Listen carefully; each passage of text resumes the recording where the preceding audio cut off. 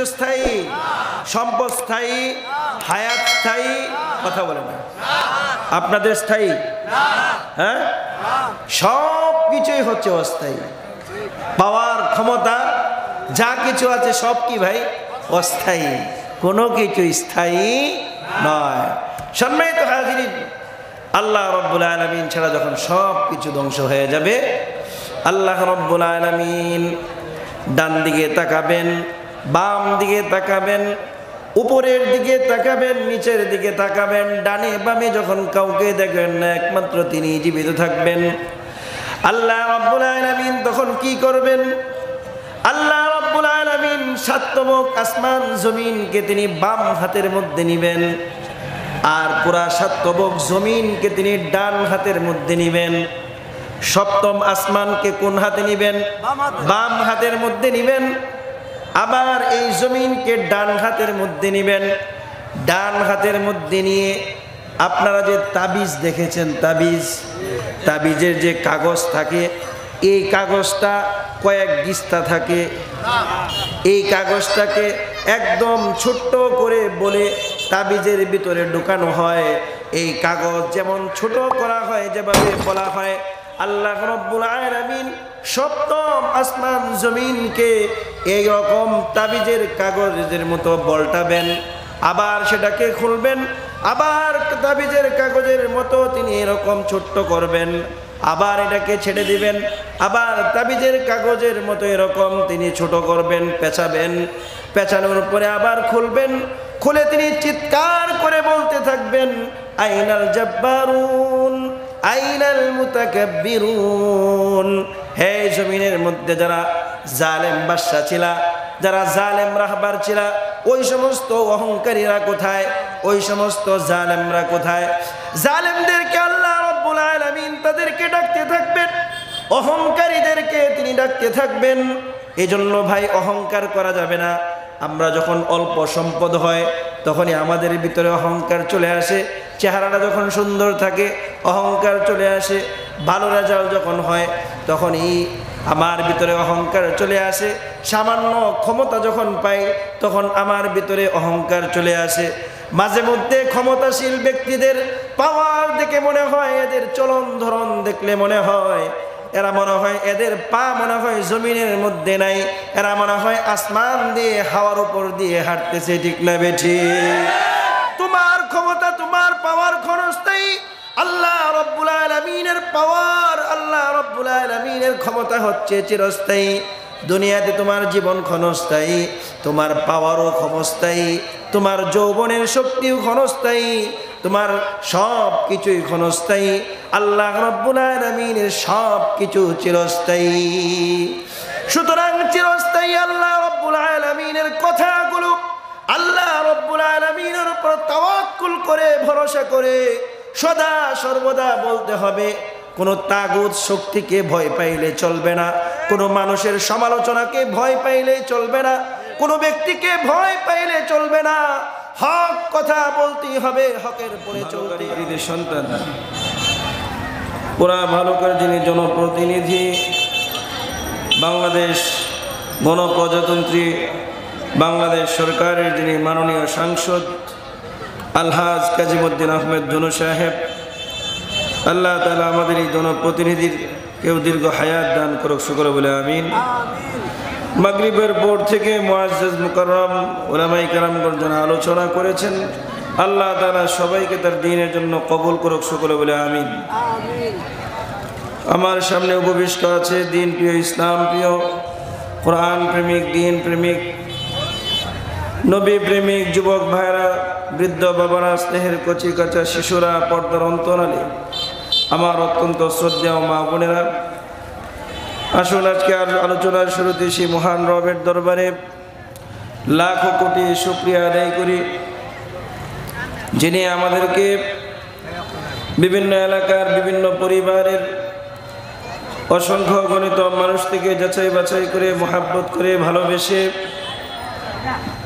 দুনিয়ায় অবস্থিত জান্নাতি বাগান সমূহের মধ্যে একটি বাগানে, কোরআন ও হাদিসের মাহফিলে, উলামায়ে কেরামের মজলিসে আপনাকে, আমাকে, আমাদের সবাইকে যিনি আসার বসার কোরআন ও সুন্নাহর আলোচনা করা এবং শোনার মতো তৌফিক দান করেছেন, সেই মহান রবের দরবারে হৃদয়ের গভীর থেকে অন্তরে অন্তঃস্থল থেকে মন ভরে প্রাণ খুলে হৃদয়ের সবটুকুন ভালোবাসাকে উজাড় করে দিয়ে আকাশ বাতাসকে মুখরিত করে ঈমানি শক্তিতে বলিয়ান হয়ে জবানের শক্তিগুলোকে ছেড়ে দিয়ে সবাই একসাথে সুউচ্চ সুরে আল্লাহর শেখানো ভাষায় কালিমাতুশ শুকর আদায় করে বলছে আলহামদুলিল্লাহ। সামনের মানুষের আওয়াজ হয়েছে, পিছনে যারা আছেন তাদের আওয়াজ হয় নাই। যারা পিছনে আছেন তারা বলেন আলহামদুলিল্লাহ।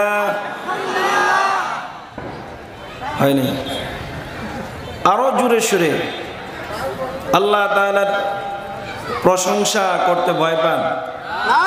জমিন কার? আসমান কার? আপনি কার? আমার সব কিছু কার?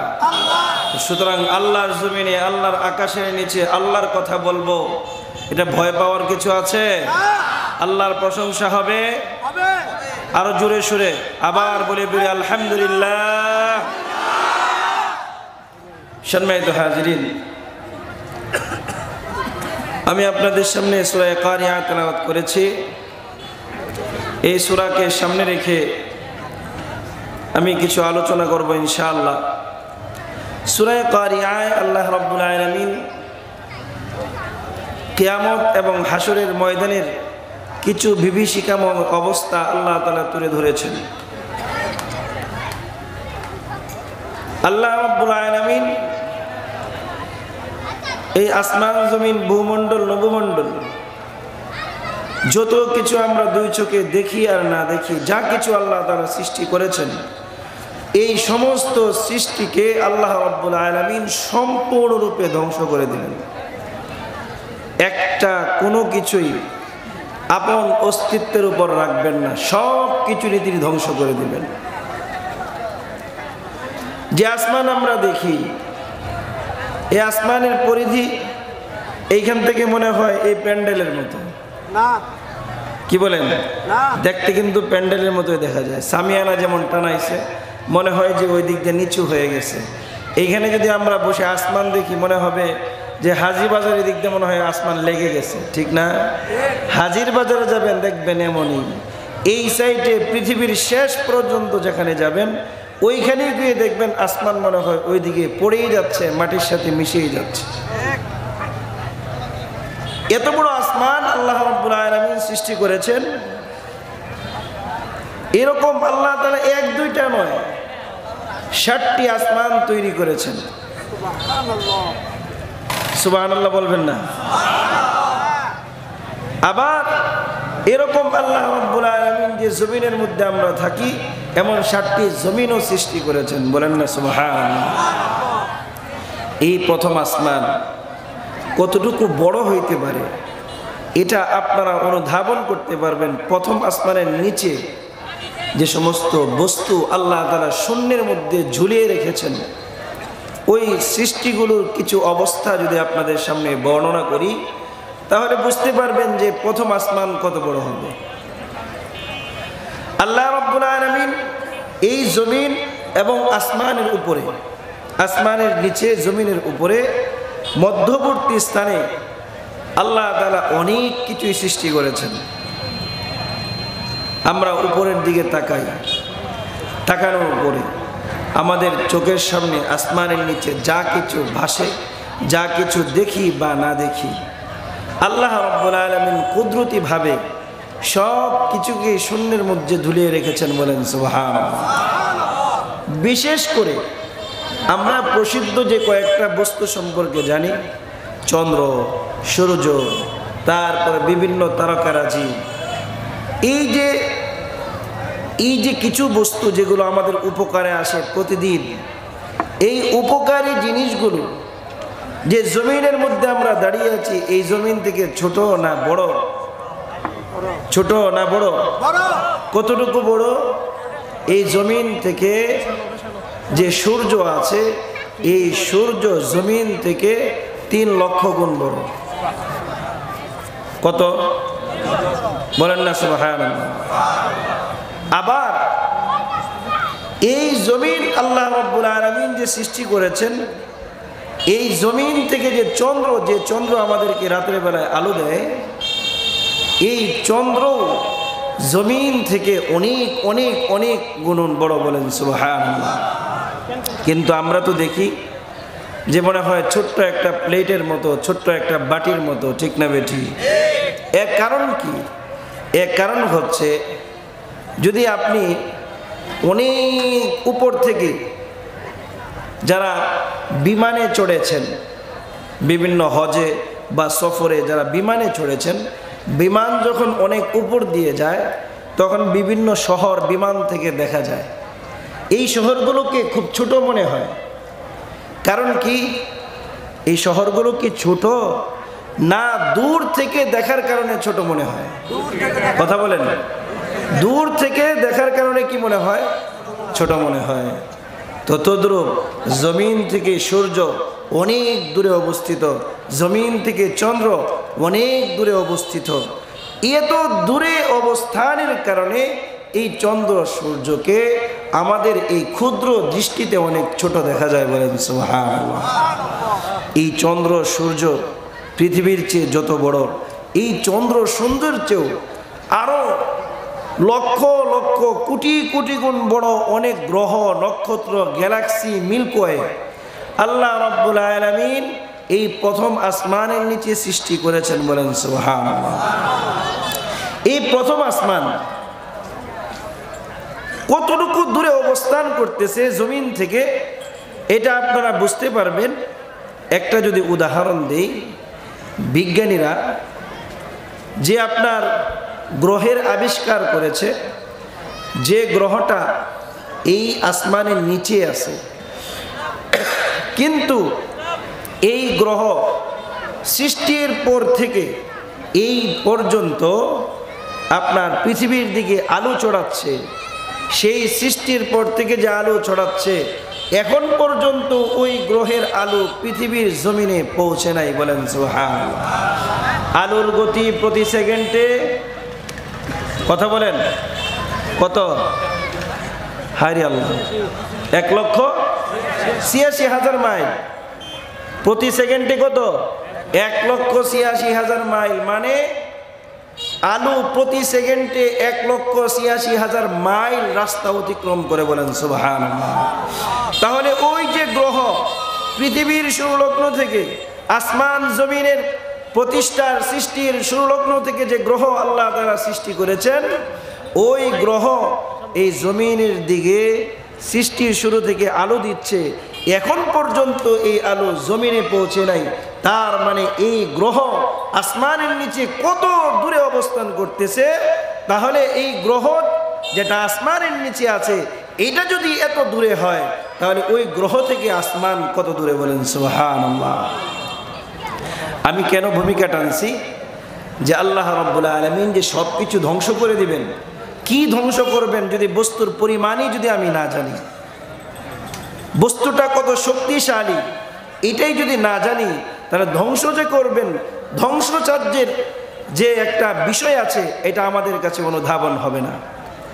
এই জন্য আল্লাহ রাব্বুল আলামিন এই আসমান জমিনের মধ্যে যা কিছু সৃষ্টি করেছেন, একটা সময় এমন হবে যে আল্লাহ রাব্বুল আলামিন সব কিছু নিজ কুদরতে, আল্লাহ রাব্বুল আলামিন ফেরেশতাদের মাধ্যমে, সিংহায় ফুৎকারের মাধ্যমে আল্লাহ তাআলা সব কিছু যা সৃষ্টি ছিল সব কিছুকে ধ্বংস করে দিবেন। এর কারণ হচ্ছে আল্লাহ তাআলা তার সৃষ্টি যে উদ্দেশ্যে করেছেন, উদ্দেশ্য যখন ফৌত হয়ে যাবে, উদ্দেশ্য যখন আপনার আর হাসিল হবে না, আল্লাহ আল্লাহ বলনেওয়ালা কোনো মানুষ যখন থাকবে না, তখন আসমান জমিন আল্লাহ তাআলা সব কিছুই বিনষ্ট করে দিবেন, ধ্বংস করে দিবেন। তো আল্লাহ তাআলা যে বিষয়ের মাধ্যমে, যে জিনিসের মাধ্যমে সব কিছুকে ধ্বংস করবেন, সেটা হচ্ছে একটা শব্দ, একটা হরন, একটা আওয়াজ। এই আওয়াজ, এটা কোনো গাড়ির কোনো হরন নয়। দেখবেন হোন্ডারের হরন আর টাটা গাড়ির হরন কি একরকম? আবার টাটা গাড়ির হরন, লঞ্চের, স্টিমারের হরন কি একরকম? বস্তু বুঝে হরনের মাপ। বলেন তো, আমার ডিসকভার গাড়ি এর মধ্যে যে আমি টাটা গাড়ির হরন লাগাই, মানুষ আমাকে কি বলবে? পাগল বলবে। মানুষ ওই লোকটা পাগল হয়ে গেছে। আর পাগল যদি না বলতে পারে, বলবে যে হুজুরের অবস্থানে কি নাই, ঠিক নাই, ওনার সুস্থ মস্তিষ্ক ঠিক নাই। সম্মানিত হাজিরিন, তো যে আল্লাহ রাব্বুল আলামিন এত বড় বড় স্থাপত্য, এত বড় বড় সৃষ্টি যে হরনের মাধ্যমে ধ্বংস করবেন, যে আওয়াজের মাধ্যমে ধ্বংস করবেন, ওই আওয়াজটা কিসের হবে? আর ওই আওয়াজটা কেমন জিনিস দিয়ে বের হবে? হরনের সাইজটা কি হবে? আর হরনটা কে বাজাবে? ওই বাজানেওয়ালা ওই ফেরেশতা কেমন হবে? এটা আমাদের জানা দরকার আছে না নাই? সম্মানিত হাজিরিন, আল্লাহ রাব্বুল আলামিন এই আসমান জমিন যা কিছু তিনি সৃষ্টি করেছেন, আল্লাহ ছাড়া বাকি যা আছে সব কিছু ধ্বংসের জন্য আল্লাহ রাব্বুল আলামিন একজন ফেরেশতা সৃষ্টি করেছেন, এবং ওই একজন ফেরেশতার জন্য একটা বাঁশি, একটা কি সৃষ্টি করছেন? বাঁশি, অথবা বিউগল, অথবা আমরা এটাকে বলতে পারি, ওই যে দেখেন না, ওই যে বিভিন্ন আপনার ইয়াতে ওই হিন্দুরা বা বিভিন্ন পার্টিতে আপনার যে বাঁশি বাজায়, এইভাবে ধরে ধরে বাঁশি বাজাইতেছে আর বাজতেছে, হ্যাঁ, সিঙ্গার টাইপের যে বাঁশি, এরকম আল্লাহ রাব্বুল আলামিন একটি সিঙ্গা তৈরি করেছেন। এই সিঙ্গাটা কিসের তৈরি? হাদিস শরীফে এসেছে, সাদা মণিমুক্তা দ্বারা আল্লাহ তাআলা সৃষ্টি করেছেন। বলেন সুবহানাল্লাহ। সিঙ্গার সাইজ কি? সিঙ্গার সাইজ আল্লাহ রাব্বুল আলামিন, আল্লাহ নবী সাল্লাল্লাহু আলাইহি ওয়াসাল্লাম বলেন, আল্লাহ নবী সাল্লাল্লাহু আলাইহি ওয়াসাল্লাম মেরাজের রাতে আসমান জমিন জান্নাত জাহান্নাম সব কিছু দেখে এসে সকালবেলায় সাহাবায়ে কেরাম রাদিয়াল্লাহু তাআলা আনহুমদের কাছে তিনি বর্ণনা করতেছিলেন। বিভিন্ন বিষয়ে বর্ণনা করতে আল্লাহর নবী সাল্লাল্লাহু আলাইহি ওয়াসাল্লাম সাহাবায়ে কেরামকে জিজ্ঞাসা করলেন, তোমরা কি জানো সিঙ্গা কি? সাহাবায়ে কেরাম উত্তর করলেন, আল্লাহু আ'লামু ওয়া রাসূলুহু, আল্লাহ এবং তার রাসূল সবচেয়ে বেশি ভালো জানেন। আল্লাহর নবী সাল্লাল্লাহু আলাইহি ওয়াসাল্লাম বললেন, সিঙ্গাটা হচ্ছে সাদা মণিমুক্তার তৈরি একটি বিউগল, সিঙ্গাটা হচ্ছে সাদা মণিমুক্তার তৈরি একটি হচ্ছে সিঙ্গা, একটি বাঁশি। আল্লাহ রাব্বুল আলামিন সৃষ্টি করেছেন। এটা সৃষ্টি করে আল্লাহ রাব্বুল আলামিন ইসরাফিল আলাইহিস সালামকে দায়িত্ব দিয়েছেন যে ইসরাফিল আলাইহিস সালাম মুখের মধ্যে নিয়ে দাঁড়িয়ে আল্লাহ রাব্বুল আলামিনের নির্দেশের অপেক্ষায় আছে। যখন আল্লাহ রাব্বুল আলামিন নির্দেশ দিবেন, নির্দেশ দেওয়ার সাথে সাথে ইসরাফিল আলাইহিস সালাম সিঙ্গার মধ্যে ফুৎকার দিবেন। বলেন সুবহানাল্লাহ। সিঙ্গাটা কত বড় হবে? আল্লাহ নবী বলেন, সপ্তম আসমান পাড়ি দিয়ে আমি যখন বিশাল শূন্যস্থান পাড়ি দিলাম, বিরাট বড় একটি এলাকা পেলাম। আমি ভাই জিব্রাইলকে জিজ্ঞাসা করলাম, হে ভাই জিব্রাইল, এটা কার এলাকা? জিব্রাইল আলাইহিস সালাম বললেন, এটা হচ্ছে আসমান জমিনে বাতাস এবং বৃষ্টি বর্ষণকারী হযরত মিকাইল আলাইহিস সালামের এলাকা। আরেকটা বিশাল শূন্যস্থান পাড়ি দিয়ে আবার একটি বিরাট বড় একটি এলাকা পেলাম। আমি জিজ্ঞাসা করলাম, হে ভাই জিব্রাইল, এই এলাকাটি কার? জিব্রাইল আলাইহিস সালাম বললেন, এটা হচ্ছে কিয়ামত সংগঠনকারী ফেরেশতা হযরত ইসরাফিল আলাইহিস সালামের এলাকা। বলেন সুবহানাল্লাহ।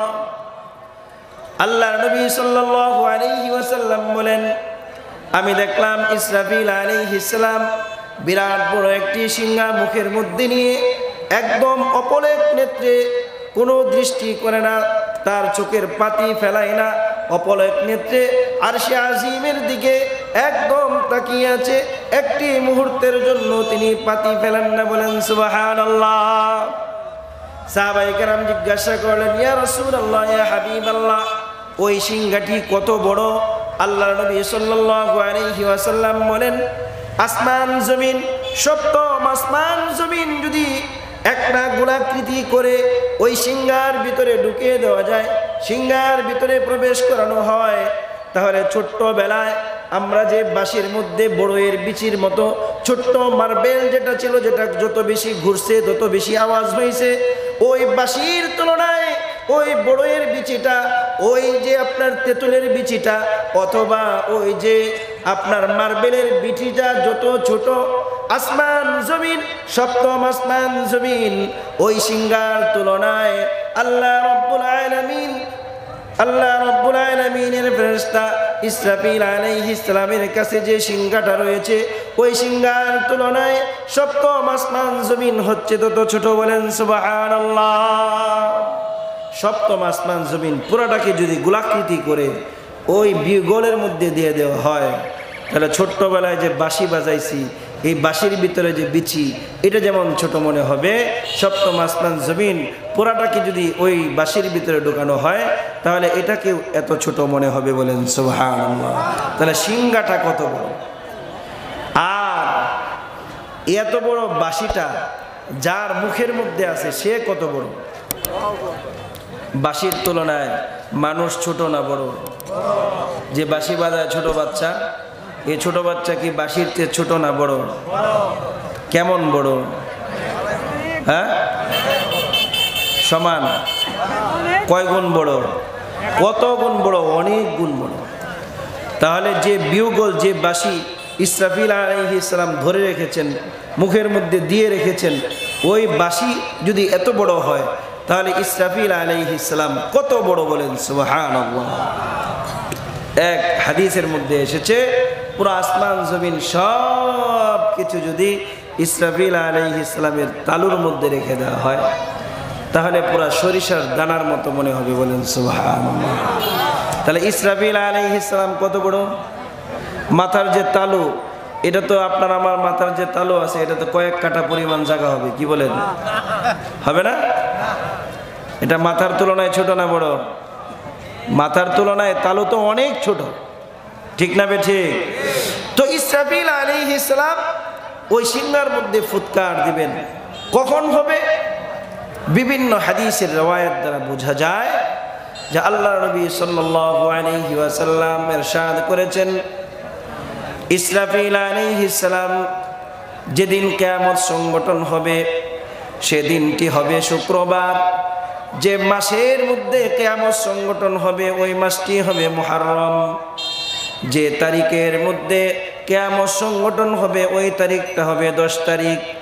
অর্থাৎ শুক্রবার দিন, মুহররম মাসের 10 তারিখের শুক্রবার দিনে আল্লাহ রাব্বুল আলামিন ইসরাফিল আলাইহিস সালামকে বলবেন, হে ইসরাফিল, তুমি তোমার সিংহায় একটি ফুৎকার দাও। ইসরাফিল আলাইহিস সালাম সিংহায় যখন ফুৎকার দিবে, ফুৎকার দেওয়ার সাথে সাথে সিংহার এই ফুৎকারের আওয়াজটি সমস্ত সৃষ্ট জীবের কর্ণকুহরের মধ্যে প্রবেশ করবে। মানুষের জীবনে যত আওয়াজ শুনেছেন, সমস্ত আওয়াজ তো কান পর্যন্ত যায়, ভিতরে ঢুকে না। কিন্তু ইসরাফিল আলাইহিস সালাম যে সিংহায় ফুৎকার দিবেন, ওই সিংহার ফুৎকারটি শুধু কানের ভিতরে প্রবেশ করবে এমন না, একদম কলিজা পর্যন্ত এই আওয়াজটি পৌঁছে যাবে। বলেন আল্লাহু আকবার। ইসরাফিল আলাইহিস সালাম সিংহায় যখন প্রথম ফুৎকার দিবে, সমস্ত সৃষ্ট জীব এই সিংহার ফুৎকারের আওয়াজ শুনবে।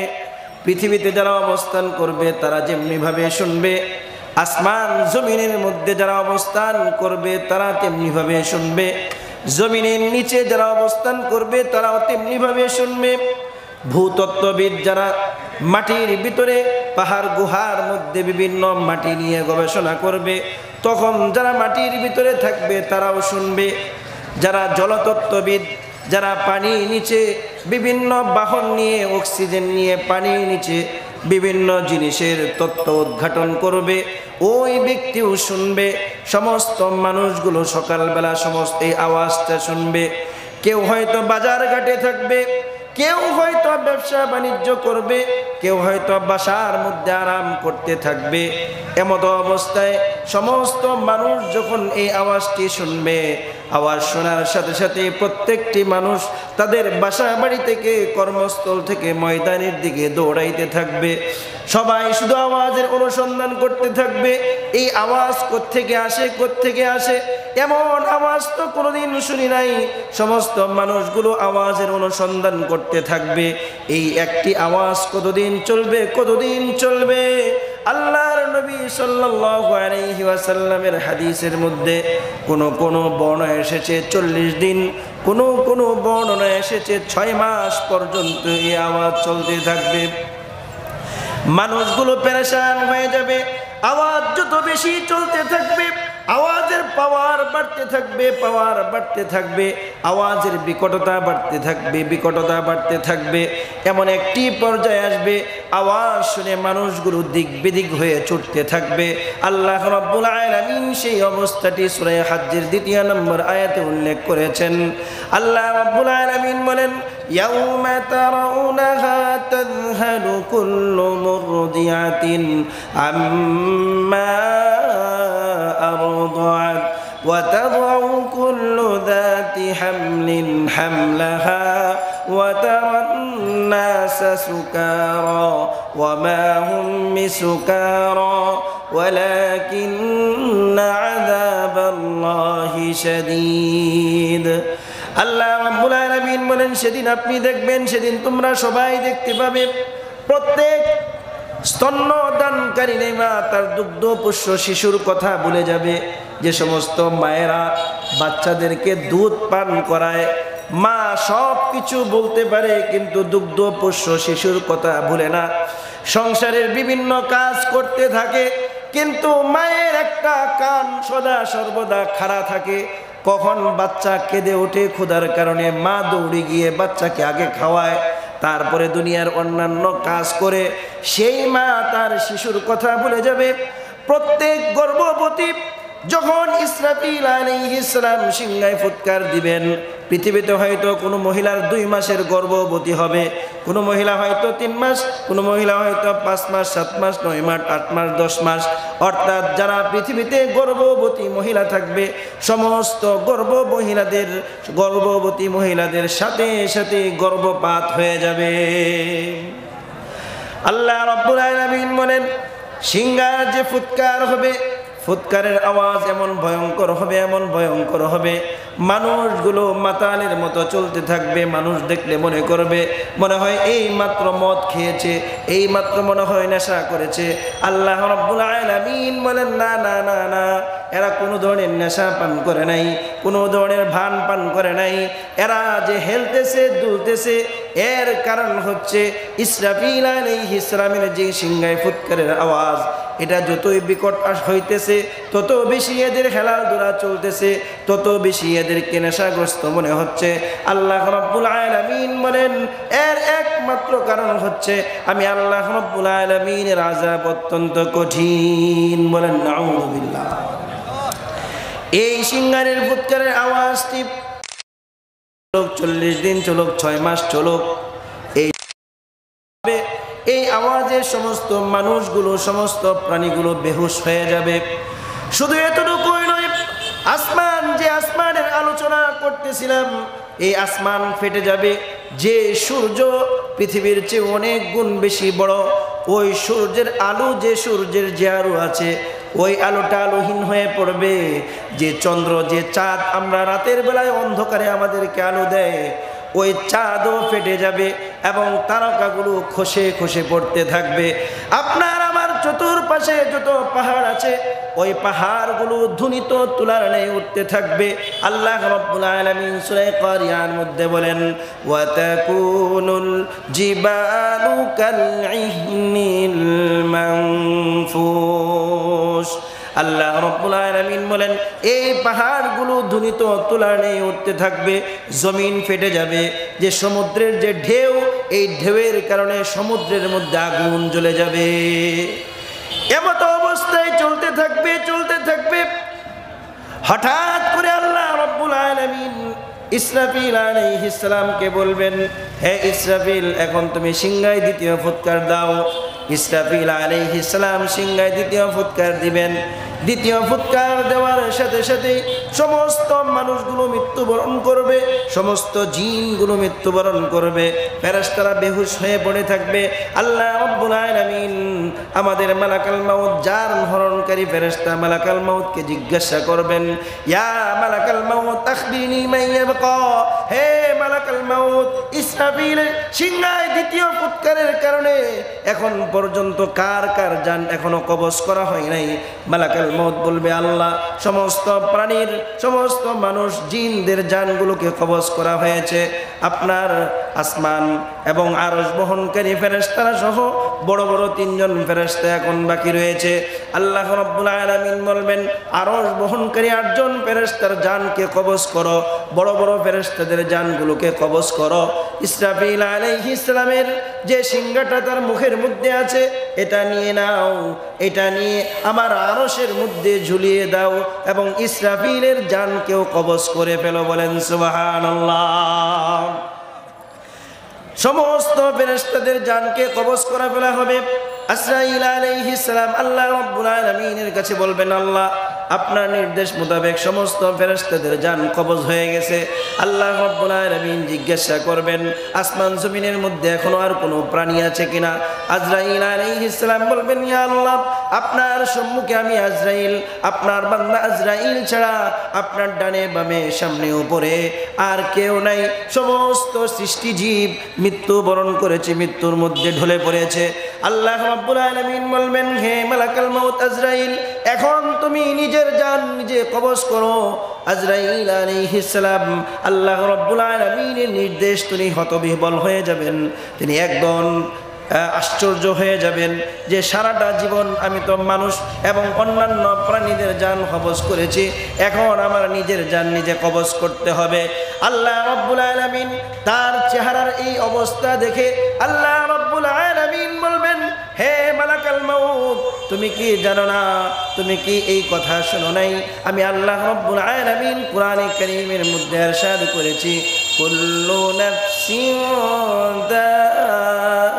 যায়িকাতুল মাউত। আল্লাহ রাব্বুল আলামিন ব্যতীত যত প্রাণী আছে সমস্ত প্রাণীদের জানগুলোকে কবজ করা হবে। যে প্রাণী হিসাবে আগমন করবে ওই প্রাণীকেই, ওই প্রাণীর জানকে কবজ করতে হবে, ওই প্রাণীরই মৃত্যুবরণ করতে হবে। এই কথা কি তুমি জানো না? আজরাইল আলাইহিস সালাম এই কথা শুনে জান্নাত জাহান্নামের মাঝে দাঁড়িয়ে নিজের জান যখন নিজে কবজ করবেন, নিজের জান নিজে কবজ করতে গিয়ে এত জোরে চিৎকার দিবে, এত জোরে চিৎকার দিবে। আল্লাহর নবী হাদিস শরীফে বলেন যে আল্লাহ রাব্বুল আলামিন যদি ইসরাফিল আলাইহিস সালামকে সিংহায় ফুৎকার না দিতেন, ইসরাফিল আলাইহিস সালাম যদি সিংহায় ফুৎকার না দিতেন, আজরাইল আলাইহিস সালামের যে তার যে মৃত্যু যন্ত্রণাকারী, মৃত্যুর যে স্বাদ গ্রহণকারী যে চিৎকার, এই চিৎকার সমস্ত প্রাণীদের মৃত্যুর জন্য যথেষ্ট হয়ে যাইত। আজরাইল আলাইহিস সালাম মৃত্যুবরণ করছে, সবাই তো মৃত্যুবরণ করছে, কে বাকি আছে? কথা বলেন। আল্লাহ। সব কিছু মৃত্যুবরণ করছে, একমাত্র খালেক বাকি রয়েছে। সমস্ত মাখলুক শেষ। জিব্রাইল মাখলুক কিনা বলেন? হ্যাঁ, সৃষ্টি কিনা আল্লাহ? আল্লাহ ছাড়া যা কিছু আছে সব কি মাখলুক। মাখলুকের ধ্বংস আছে কিনা? হ্যাঁ, মাখলুকের ধ্বংস আছে, সব কিছুরই ধ্বংস আছে। আল্লাহ রাব্বুল আলামিনের নির্দেশে সব কিছুই মরে যাবে, একমাত্র আল্লাহ রাব্বুল আলামিন বেঁচে থাকবেন, তিনি ছাড়া আর কোনো কিছুই থাকবে না।